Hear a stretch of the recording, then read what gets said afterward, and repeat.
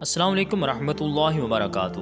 ناظرین کرام، شب معراج وہ عظیم الشان اور بابرکت رات ہے جس رات کریم آقا علیہ الصلوۃ والسلام کو اللہ کا دیدار ہوا، اور اسی رات آپ کو نماز جیسی عظیم عبادت کا تحفہ دیا گیا۔ حافظ ابن حجر مکی رحمۃ اللہ تعالی علیہ کہتے ہیں، ہمیں حضرت انس رضی اللہ تعالی عنہ سے مرفوعاً حدیث پہنچی ہے کہ رجب میں ایک ایسی رات ہے جس میں عمل کرنے والے کے لیے 100 برس کی نیکیاں لکھی جاتی ہیں، اور یہ رجب کی 27ویں شب ہے۔ لہٰذا ہمیں چاہیے کہ اس رات کی عظمت اور شان کو سمجھتے ہوئے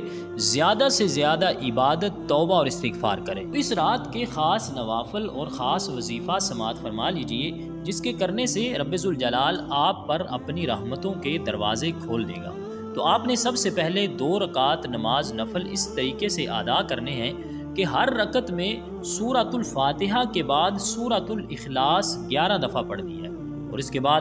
2 رکعت نماز نفل اس طریقے سے ادا کرنے ہیں کہ ہر رکعت میں سورۃ الفاتحہ کے بعد